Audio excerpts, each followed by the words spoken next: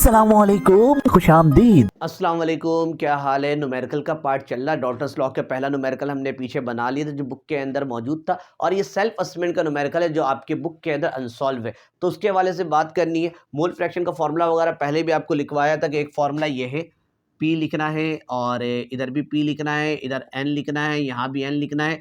नीचे हमेशा टोटल लिखना होता है और ऊपर हम बॉक्स बना के छोड़ देते हैं। वक्त और हालात बताएगा कौन सा गैस यूज़ करेंगे। और अगर मोल फ्रैक्शन के लिए हो तो मोल फ्रैक्शन के लिए ये होता है, पी लिखते हैं, यहाँ पे बॉक्स बना के छोड़ देते हैं। ये एक्स जो है मोल फ्रैक्शन है और यहाँ पर हम पीटी लिख देते हैं। अगर यहाँ ए होगा तो यहाँ ए, यहाँ हाइड्रोजन होगा तो यहाँ हाइड्रोजन आएगा।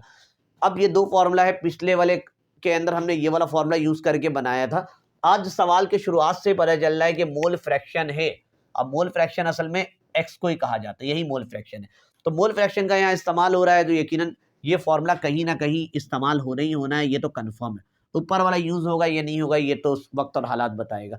तो the mole fraction of oxygen gas in air is 0.0293। Year का मतलब, हमारे दिमाग में ईयर का मतलब सुनते ही ना ऑक्सीजन वगैरह आ जाता है। ईयर तो जहां ये पूरा इसका हमारे कमरे के अंदर ईयर मौजूद है। इस कमरे के अंदर ईयर में नाइट्रोजन भी है, ऑक्सीजन भी है, हीलियम भी, मुख्तलिफ तरह के गैसेस मौजूद है, मुख्तलिफ तरह के मिक्सचर है। जिस कमरे में आप बैठकर मेरी वीडियो दिख रहे हो उस कमरे में ईयर मौजूद है। ईयर में ऑक्सीजन, नाइट्रोजन, सारी चीजें।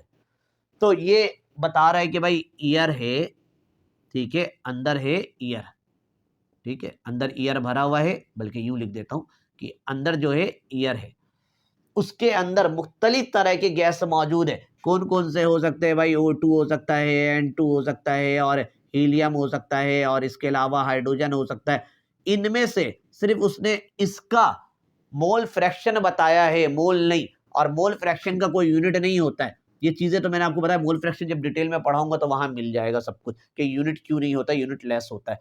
तो इसका बता रहा है वो ऑक्सीजन का PO2, ठीक, अच्छा गलत कह दिया, PO2 नहीं, ये रहा the mole fraction of oxygen gas in year. तो मोल फ्रैक्शन का सिंबल एक्स और किसका बता रहा है? ये O2 का बता रहा है। कितना है ये? 0.2093। कोई यूनिट नहीं लिखेंगे ना, इसके अंदर उसने हाइड्रोजन का बताया है, ना हीलियम का, ना नाइट्रोजन का, उसने सिर्फ ऑक्सीजन का बताया है। तो आप डेटा में लिखिएगा यहाँ पर एक्स और O2 इज इक्वल टू कितना बता रहा है? 0.2093। कोई यूनिट नहीं लिखना। आपसे पूछा determine the partial pressure of oxygen, इसका बताइए पार्शियल प्रेशर क्या होगा, यानी कि PO2 आपने मालूम करना है।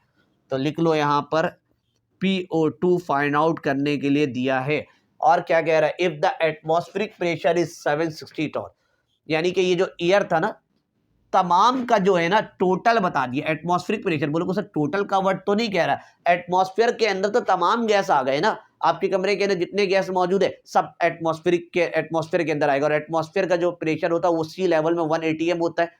पूरा हमने बैरोमीटर वगैरह से निकाला था, 760 मिलीमीटर ऑफ Hg और टॉर सारी चीजें निकाली थी। तो इस सी लेवल के हिसाब से ही बता रहा है कि ये टोटल, यानी कि इस पूरे का जो टोटल है PT is equal to 760 torr है ये, ठीक है। इन्होंने भले N2 और इस सबका नाम नहीं लिया है, लेकिन एटमॉस्फेरिक प्रेशर का मतलब है कि एटमॉस्फेयर मुख्तलिफ तरह के गैस है, उन सबका मिलाकर ये बता रहा 760। तब आप यहाँ पे लिखिएगा PT is equal to 760 Tor.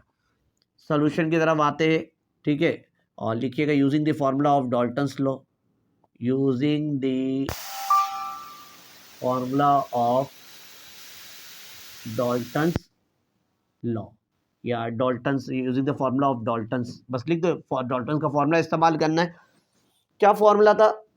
ऊपर वाला तो यूज होने से रहा, नीचे वाला ही यूज करेंगे। तो आप ये बनाया और डब्बा बना के छोड़ा हुआ था, और यहाँ पर भी डब्बा बना के छोड़ा हुआ था, ठीक है। आपको मैंने याद करने के ही तरीका बनाया था, बॉक्स के हिसाब से आप बना बना के छोड़ दिया करो। अब सिचुएशन के हिसाब से जब O2 निकालना है तो इस जगह में भी आप लोग लिखिएगा O2 और इस जगह में भी आप लिखिएगा O2। PO2 निकालना है, रहने दो यहाँ पे, ठीक है। NO2 कहाँ है भाई? कुछ गलत हो गया ना, हाँ, फॉर्मूले में एक्स लिखना था ना, एन तो लिखना नहीं था ना, मोल फ्रैक्शन लिखना होता, मोल नहीं लिखना होता, ठीक है। XO2 कहाँ है? ये रहा भाई, 0.2093। और टोटल प्रेशर कितना था? 760। PO2 इज इक्वल टू अब ये दोनों वैल्यू आपस में मल्टीप्लाई कर दीजिए और मल्टीप्लाई करने के नतीजे में जो आंसर आएगा 159.068 टॉर। तो फाइनली ये हमारा मुकम्मल हो गया एक और न्यूमेरिकल यहाँ पर। तो अब हम कुछ एप्लीकेशंस पढ़ने, क्योंकि एक और न्यूमेरिकल बाकी है, लेकिन वो अभी हम नहीं कर सकते ड्राई गैस वाला, कि पानी के ऊपर गैस को कलेक्ट करते हैं तो फिर कौन पार्शियल प्रेशर कैसे होगा वहाँ पे, और ड्राई गैस क्या है, मॉइस्ट गैस क्या है, प्रेशर ऑफ वाटर वेपर क्या है। तो अगली जो वीडियो है मैं आपको ना वो भी थ्योरी के लिए होगी, एप्लीकेशन पढ़ाऊंगा पूरा।